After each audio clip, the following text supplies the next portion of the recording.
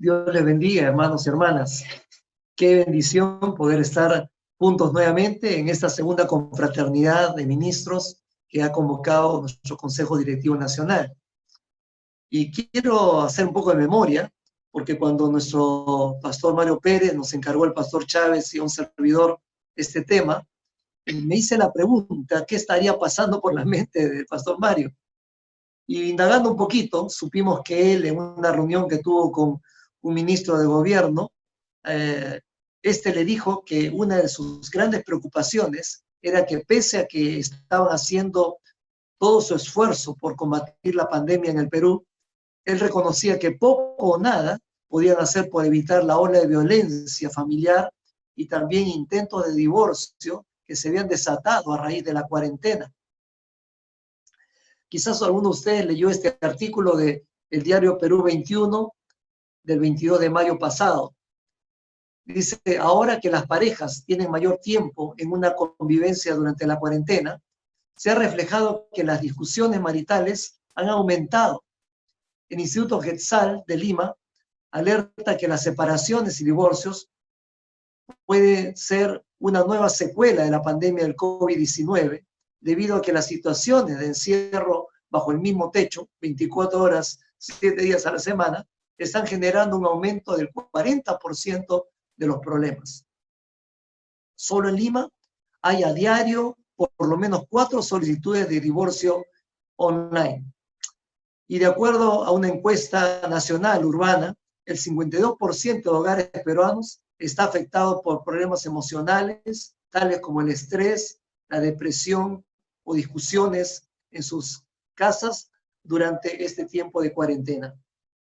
Ahora, el psicólogo y psicoterapeuta de pareja Manuel Sarabia Oliver, director del Instituto Quetzal de Lima, dijo lo siguiente: estos mismos problemas se están viendo ya en varios países, como China, como España, como Argentina, donde se ha registrado un notable aumento en la demanda de divorcio. Estamos viendo con mucha preocupación que la pandemia, además de las consecuencias humanitarias y económicas, también está trayendo consigo una tasa de separaciones. En este sentido, vemos que a 68 días, en ese entonces, hoy ya más de 100 de la cuarentena, en las terapias de parejas se observaba problemas que van desde la mala distribución de las tareas del hogar o el cuidado de los hijos, conflictos del pasado no resueltos, hasta preocupaciones económicas que se han agudizado con esta idea de me quiero separar, no aguanto más, no puedo seguir en casa, etcétera, etcétera. Y él decía, antes de adoptar cualquier decisión importante, como el de la separación, lo mejor es esperar que pase esta cuarentena. La pareja debe ser consciente que este tipo de decisiones no puede ser tomada tan a la ligera, porque esta situación cambiará gradualmente. Sin embargo, a pesar de estas palabras y buenas intenciones de este doctor, mucha gente está decidida, tan pronto como se lo permita la ley, disolver su matrimonio.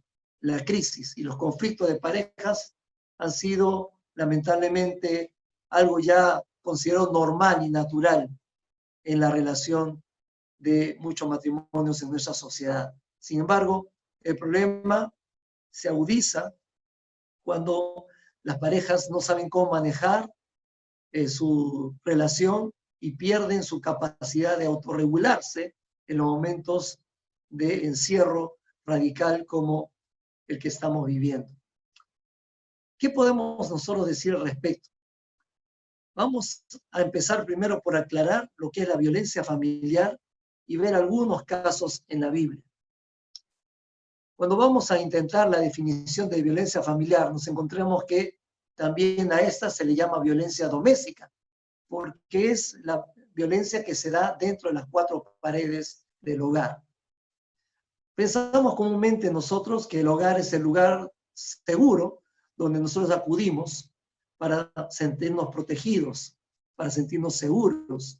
Pero ustedes y yo como ministros sabemos que desde Génesis 3, es decir, que desde que el pecado entró al mundo, la violencia se introdujo también en todos los ámbitos humanos, incluido el hogar. Hablar de violencia o abuso es algo muy similar.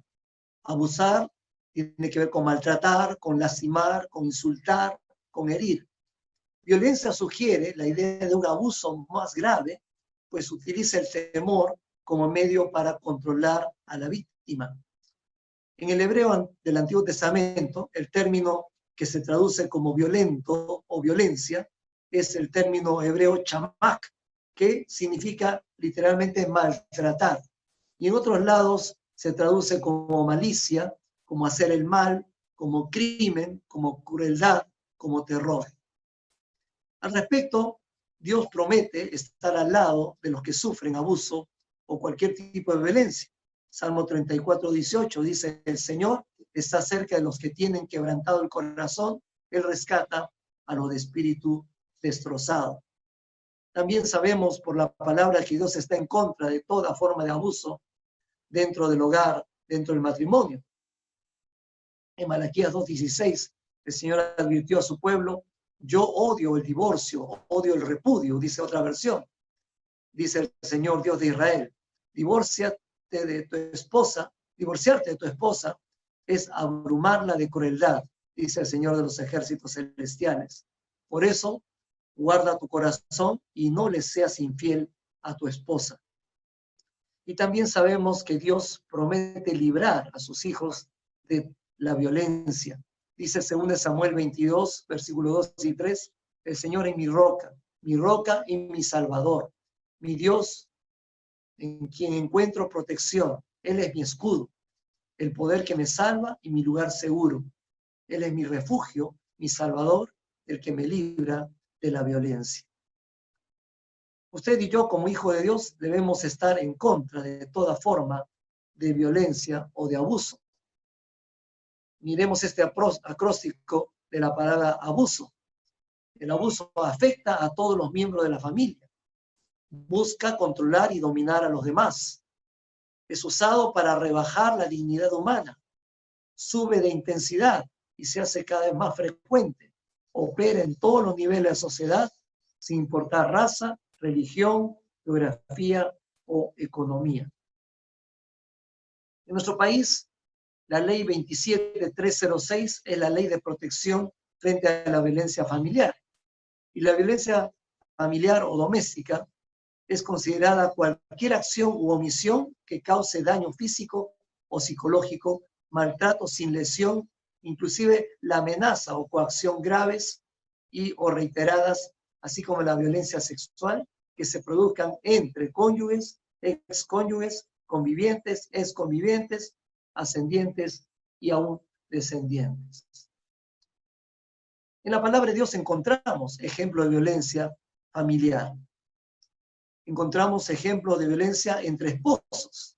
Se acordarán ustedes de Job, capítulo 2, versículos 8 y 9, cuando la esposa de Job, al ver a Job ya habiendo perdido todo lo que tenían sus hijos inclusive, y ahora la pérdida de su salud con esta sarna maligna que le invadía el cuerpo desde la cabeza a los pies. Dice el pasaje que Job, sentado entre cenizas, se rascaba con un trozo de teja y su esposa le dijo, ¿todavía intentas conservar tu integridad? Maldice a Dios y muere, ¿no?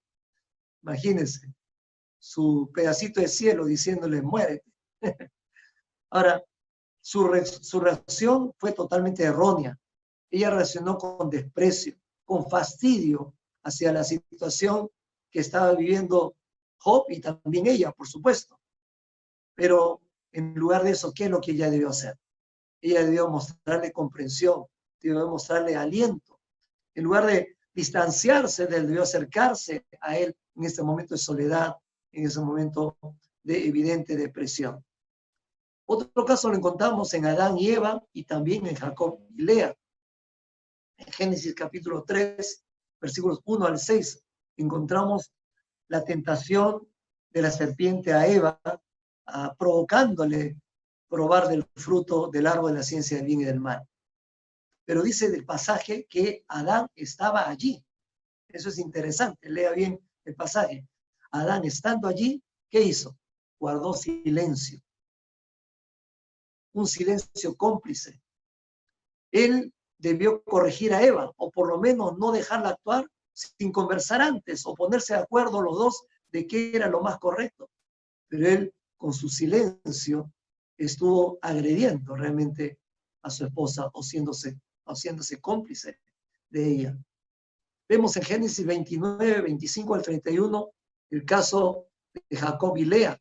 Ustedes recordarán que Jacob pretendió casarse con Raquel y su suegro Labán lo estafó y le dio primero a Lea, y luego le dijo, si quieres a Raquel, trabaja 7 años más y también será tu esposa. Ahora, lo que notamos en este pasaje es que Jacob actuó con una total indiferencia hacia Lea. Él había aceptado quedarse con ella como esposa. Además, llegó a tener hijos con ella, lo cual nos habla que tuvo relaciones sexuales, pero relaciones sexuales carentes de amor, carentes de afecto. Su amor por Raquel no justificaba que él tratara a Lea con tanta indiferencia como la trató. Y eso es una forma de violencia hacia ella. Encontramos ejemplos de violencia en la Biblia entre hijos y padres. En 2 Samuel 15, del 1 al 18, encontramos 15:1 hasta el 18, encontramos el caso de Absalón y David. Absalón mostró rebelión y falta de respeto para con su padre. Y esas fueron actitudes equivocadas para con David, su padre. Es cierto que David había cometido errores, pero esto no lo autorizaba a Absalón para juzgarlo o para calificarlo, mucho menos para reaccionar en su contra. Dice el pasaje de 2 Samuel 16:22 que llegó al colmo, inclusive tener sexo con las concubinas de su padre David. Otro caso de violencia entre hijos y padres lo encontramos en Jueces capítulo 14 hasta el capítulo 16. Es el caso de Sansón y Manoa. ¿Recuerdan ustedes la historia? Estoy hablando entre pastores y ministros, ¿no es cierto? Sansón reaccionó con una tremenda insolencia y una desconsideración para con sus padres. Dice que primero vio a una mujer en Timnat y quedó flechado a primera vista, ¿no? Y fue donde su padre dijo, quiero que la pidas por esposa para mí. Y Manoa le dijo, pero hijo, entre tantas hijas de Israel, entre tantas doncellas, ¿por qué has tenido que fijarte entre el pueblo enemigo del Señor y además un pueblo que no cree en Dios? Y él le respondió insolentemente diciendo, yo te pedí que la pidas para mí porque me gusta, ¿no? Hizo prevalecer sus gustos, sus preferencias sobre la recomendación de su padre y sobre lo que era correcto. También encontramos a Sansón en una segunda y hasta tercera oportunidad, donde actuó siguiendo sus impulsos y sus apetitos sexuales, cuando se llegó a una mujer prostituta, allí arriesgando su propia vida y saliendo luego airoso y orgulloso, todavía desencajando las puertas de la ciudad y llevándosela en hombros. Y más adelante, como todos saben, se llegó a Dalila, con quien directamente ya ni siquiera la pidió por esposa, sino empezó a convivir en fornicación con ella.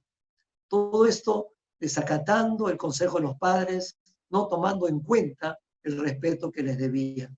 Eso también es una forma de violencia. En tercer lugar, encontramos violencia entre hermanos. Tenemos el caso de Aarón y Miriam, hermanos de Moisés. Usted recuerda el pasaje de Levíticos capítulo 12, cuando ellos, lejos de respaldar a su hermano Moisés, más bien permitieron que se despierte en su interior y se desarrolle en ellos la envidia y el orgullo. Y dice que se sublevaron contra Moisés, su hermano. Dios castigó severamente, especialmente a Miriam, que dice que fue invadida una lepra maligna, por lo cual Moisés tuvo que interceder al Señor para que la sane. Ellos cometieron el error de pretender atraer la atención del pueblo hacia ellos, pretendiendo ser también gobernantes y ejercerse como autoridad, a pesar que Dios había puesto esta confianza sobre Moisés. Y un último caso que quiero mencionar aquí es el caso de Amnón y Tamar y también Absalón. Encontramos primeramente en 2 Samuel capítulo 13 que Amnón, medio hermano de Tamar, fue invadido de una lujuria y una tremenda codicia sexual. Él actuó con alevosía y con premeditación contra su medio hermana Tamar, y ni siquiera se detuvo ante la llamada de atención y reflexión que le hizo ella. Ella le dijo, mira, no tienes que tomarme a la fuerza, tú puedes pedir a mi padre que te conceda mi mano y podemos ser esposos. Sin embargo, él no la escuchó y abusó de ella sexualmente. Y todavía después dice que la aborreció y la desechó, haciéndola salir en forma totalmente humillante de su presencia. En reacción a eso, dice que Absalón, el hermano de Tamar, dice que reaccionó con espíritu de venganza y finalmente terminó el homicidio. Se propuso vengarse de Amnón sin pensar tanto en Tamar ni pensar en su padre, y dice que no cesó hasta darle muerte en forma premeditada. Otra forma de violencia presentada en la Biblia. Frente a ello, queremos entonces terminar esta parte hablando de los tipos de violencia familiar que se presentan en nuestro medio. Reconozcamos que el comportamiento violento puede ser activo o puede ser también pasivo. Puede ser físico o psicológico. Puede ser directo o también indirecto. Pero todo comportamiento violento siempre persigue una sola cosa. Es el deseo de castigar o manipular o controlar a alguien. Y esta actitud destruye el respeto, destruye la confianza, destruye la intimidad dentro de la familia, dentro del matrimonio. Podríamos enumerar por lo menos estos tipos de violencia básicos y elementales. Primero tenemos la violencia verbal, que es la que se manifiesta por medio de gritos o amenazas, de forma de avergonzar, con ofensas, culpando al otro, o a veces también guardando silencio, interrumpiendo constantemente o cambiando de tema en forma abrupta o tosca. También se considera violencia verbal cuando uno trata de confundir mentalmente al otro con juego de palabras o torciendo lo que se dice, o acosando con preguntas o acusaciones, o también engañando con mentiras o medias verdades, o amenazar con irse de la casa o hacerse daño a sí mismo. Insultos y palabras gruesas, criticar, abusar del sarcasmo, humillar, despreciar, acusar, desmoralizar. Yo estoy recordando ahora en mente a un hermano de la iglesia, de una de las iglesias donde fui pastor, que queriendo evitar que su esposa salga de noche porque ella tenía el vicio de la ludopatía, queriendo evitar que ella salga de casa, él amenazaba con agarrar un cuchillo y suicidarse. Y por un tiempo logró que la esposa dejara de salir a altas horas de la noche, pero eso no le duró mucho tiempo. Sí, esas son formas de violencia que no resultan. También está la violencia emocional o la violencia psicológica. Y esta se manifiesta comúnmente cuando uno ignora al cónyuge o ignora al ser querido, o también cuando uno busca estar ausente de casa mucho tiempo, o estando en casa está ausente de realmente la familia, cuando uno niega la expresión de afecto, cuando uno prohíbe o estorba a su cónyuge cuando él quiere emprender un trabajo o quiere hacer algún tipo de estudio de superación, o también se considera violencia emocional o psicológica cuando uno impide a alguien de la familia que vea a otros familiares o vea a sus amistades cercanas. También existe la violencia física, y aquí encontramos una variedad de cosas, no necesariamente el apuñalar o quitarle vida a la persona, simplemente el empujar, el pellizcar, el jalonear o el cachetear son formas de violencia física. También el golpear con los puños, por supuesto, o patear, o arrojarle cosas, o intento de asfixio, son formas de violencia física y que por supuesto tienen como último extremo el homicidio. También existe la violencia económica, y este es algo en la cual de repente algunos no han pensado. Por ejemplo, no dejar que la pareja sepa cuánto gana uno o en qué gasta uno sin que el otro lo sepa. Es una forma de violencia económica. O también no dar para las necesidades del hogar o mezquindad en los gastos es una forma de violencia económica. Y finalmente, hablo de la violencia sexual. Forzar a tener relaciones sexuales sin el consentimiento del cónyuge es considerado violencia sexual. O negarse a tener relaciones sin haber razones lógicas también es una forma de violencia sexual. Para terminar mi parte, porque el pastor Chávez tiene la siguiente, la tarea nuestra como siervos y siervas de Dios es combatir la violencia, combatir el abuso en el hogar de los creyentes, porque a través de ello también seremos una influencia en la sociedad. Pero eso no solo implica orar, sino enseñar y aconsejar lo que Dios dice al respecto. Encontramos textos que ustedes conocen bien, como Génesis 6:13. Entonces Dios le dijo a Noé, he decidido destruir a todas las criaturas vivientes porque han llenado la tierra de violencia. Vemos aquí que Dios castigó a la tierra por causa de la violencia desarrollada en la humanidad hasta ese entonces. Y Dios aún hoy, sin que vaya a hacer un segundo diluvio porque prometió no hacerlo, sin embargo, Él castiga la violencia en formas como Él solamente sabe hacerlo. En Salmo capítulo 11, versículo 5, encontramos que dice, el Señor examina tanto a los justos como a los malvados y aborrece a los que aman la violencia. Encontramos aquí que Dios examina, que Dios aborrece, dice, al malo y al que ama la violencia. Él no necesita ver muchos rasgos externos. Él conoce el corazón del ser humano, conoce el corazón violento. También encontramos en Ezequiel 45:9. Esto dice el Señor soberano. Basta ya, príncipe de Israel. Abandonen la violencia y la opresión y hagan lo que es justo y correcto. ¿Qué encontramos aquí? Que Dios está exhortando a los príncipes, que Dios está exhortando a las autoridades a dejar de lado la violencia y toda forma de abuso. Y eso no solamente tiene que ver con gente de gobierno, tiene que ver con nosotros, los pastores, los líderes espirituales. Nosotros tenemos que ser los primeros en dejar de lado toda forma de violencia y combatirla correctamente con la enseñanza de la palabra y el buen consejo. Encontramos también en Salmo 10:17, dice, Señor, tú conoces las esperanzas de los indefensos, ciertamente escucharás sus clamores y los consolarás. Eso nos está diciendo que el Señor no se ha olvidado de quienes sufren abuso o violencia. Al contrario, Él escucha sus oraciones y las va a responder en su debido tiempo. Y un texto más, Salmo 72:14, dice, los redimirá de la opresión y la violencia porque sus vidas son preciosas. Sí, querido hermano y hermana, para Dios la vida de sus hijos que sufren violencia es preciosa. Y llegará el día de su redención, llegará el día donde el Señor tomará venganza contra aquellos que abusan y se violentan contra sus hijos.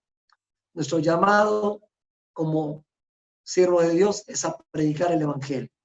Y esto implica anunciar el perdón de Dios, implica anunciar la salvación eterna en Cristo Jesús, pero también implica exhortar. Y uso el término exhortar como sinónimo de alentar, como sinónimo de animar a los convertidos a cambiar las actitudes de abuso y violencia que en este mundo pecador parecen ser normales, pero ya no deben ser normales ni formar parte del carácter de los hijos de Dios que imitamos a nuestro Señor Jesucristo.